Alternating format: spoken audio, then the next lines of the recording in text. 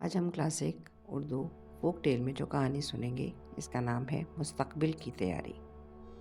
بہت مدت پہلے دور دراز کے ایک ملک میں یہ قاعدہ تھا کہ اس ملک کے لوگ ہر سال اپنا بادشاہ تبدیل کرتے۔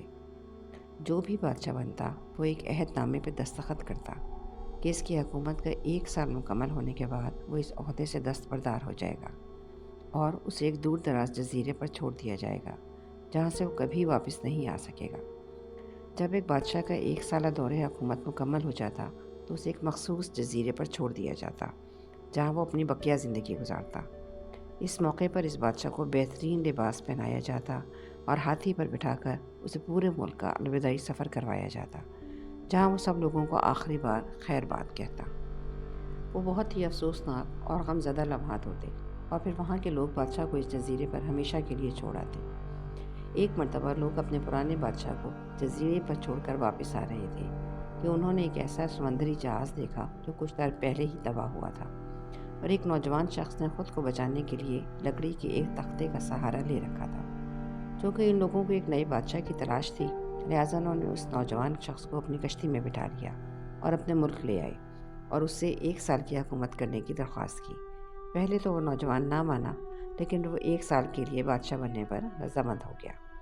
وہاں کے لوگوں نے اس کو بادشاہت کے تمام اصول اور طریقے سمجھا دیے اور یہ بھی بتایا کہ 1 سال کے بعد وہ اسے فلاں مخصوص جزیرے پر چھوڑ آئیں گے۔ بادشاہت کے تیسرے دن ہی اس نوجوان بادشاہ نے اپنے وزیر سے کہا کہ مجھے وہ جگہ دکھائی جائے جہاں گزشتہ تمام بادشاہوں کو بھیجا گیا تھا۔ بادشاہ کی خواہش کا احترام کرتے ہوئے اسے وہ جزیرہ دکھانے کا اہتمام کیا گیا۔ وہ جزیرہ مکمل طور پر ایک جنگل تھا اور جنگلی جانوروں سے بھرا ہوا تھا۔ ان جانوروں کی آوازیں جزیرے کے باہر تک سنائی دے رہی تھیں۔ بادشاہ جائزہ لینے کے لیے تھوڑا سا جنگل کے اندر گیا اور وہاں اسے پچھلے تمام بادشاہوں کے ڈھانچے پڑے نظر آئے۔ وہ سمجھ گیا کہ بہت جلد اس کا بھی یہی حال ہوگا اور جنگلی جانور اس کو چیر پھاڑ کر کھا جائیں گے۔ ملک واپس پہنچ کر بادشاہ نے مضبوط اور توانا جسم کے 100 مزدور اکٹھے کیے اور ان سب کو اس جزیرے پر لے گیا اور حکم دیا کہ جنگل کو 1 ماہ میں مکمل طور پہ صاف کر دیا جائے، تمام خطرناک جانوروں کو مار دیا جائے اور تمام فالتو درخت کاٹ دیے جائیں۔ وہ ہر ماہ خود جزیرے کا دورہ کرتا اور کام کی خود نگرانی بھی کرتا۔ پہلے مہینے میں ہی تمام خطرناک جانوروں کو مار دے گیا اور پھر بہت سے درخت بھی کاٹ دیے گئے۔ دوسرے ماہ تک جزیرہ مکمل طور پر صاف ہو چکا تھا۔ اب بادشاہ نے مزدوروں کو حکم دیا کہ جزیرے پر مختلف مقامات پر خوبصورت باغ تعمیر کیے جائیں۔ وہ اپنے ساتھ مختلف پالتو جانور مثلا مرغیاں، گائیں، بھینسیں، بطخیں اور بھیڑیں وغیرہ بھی جزیرے میں منتقل کرتا رہا۔ تیسرے مہینے میں بادشاہ نے اپنے مزدوروں کو حکم دیا کہ ایک شاندار گھر تعمیر کریں اور اس جزیرے پر ایک بڑی سی بندرگاہ بھی بنائی۔ گزرتے مہینوں کے ساتھ ساتھ وہ جزیرہ ایک خوبصورت شہر میں بدلتا جا رہا تھا۔ وہ نوجوان بادشاہ بہت سادہ لباس زیب تن کرتا اور اپنی ذات پر بہت کم خرچ کرتا۔ اپنی بادشاہت کی زیادہ تر کمائی وہ جزیرے کو بنانے میں لگاتا رہا۔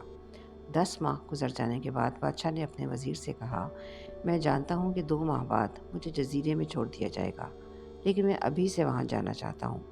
وزیر اور دوسرے وزراء اس بات پر متفق نہیں ہوئے اور بادشاہ سے کہا، آپ کو 2 ماہ مزید صبر کرنا ہوگا تاکہ سال مکمل ہو جائے۔ سال پورا ہو جانے کے بعد ہی آپ کو اس جزیرے پر چھوڑا جائے گا۔ بالآخر 2 ماہ مکمل ہو گئے اور بادشاہت کا 1 سال ختم ہو گیا۔ حسب روایت وہاں کے لوگوں نے اپنے بادشاہ کو شاندار لباس پہنایا اور ہاتھی پر بٹھایا تاکہ وہ اپنی رعایا کو خیر باد کہہ سکے۔ خلاف توقع یہ بادشاہ اپنی الوداعی تقریب پر بہت ہی خوش تھا۔ لوگوں نے اس سے پوچھا، اس موقع پر تمام گزشتہ بادشاہ تو رو رہے تھے لیکن آپ ہنس رہے ہیں، آپ کے اس قدر خوش ہونے کی کیا وجہ ہے؟ نوجوان بادشاہ نے جواب دیا، تم لوگوں نے داناؤں کا وہ قول نہیں سنا، جب تم ایک چھوٹے بچے کی صورت میں اس دنیا میں آتے ہو تو تم رو رہے ہوتے ہو اور باقی سب لوگ ہنس رہے ہوتے ہیں۔ ایسی زندگی جیو کہ جب تم مرو تو تم ہنس رہے ہو اور باقی دنیا رو رہی ہے۔ میں نے ایسی ہی زندگی گزاری ہے۔ جس وقت تمام بادشاہ محل کی رنگینیوں میں کھوئے ہوئے ہوتے تھے تو میں اس وقت اپنے مستقبل کے بارے میں سوچتا تھا اور اس کے لیے لائحہ عمل تیار کرتا تھا۔ میں نے اب اس جزیرے کو ایسی خوبصورت قیام گاہ میں تبدیل کر دیا ہے جہاں اب میں اپنی باقی زندگی نہایت چین اور آرام و سکون سے گزار سکوں۔ اس کہانی سے ہمیں بہت سے سبق حاصل ہوتے ہیں۔ دانش مند لوگ مستقبل کے بارے میں سوچ کر اس کی تیاری کرتے ہیں۔ جو وقت آج مل رہا ہے اسے صحیح طریقے سے استعمال کرو تاکہ کل پچھتانا نہ پڑے۔ دنیا، دولت اور عیش و عشرت تمام وقتی چیزیں ہیں، اصل کامیابی اچھے اعمال میں ہے۔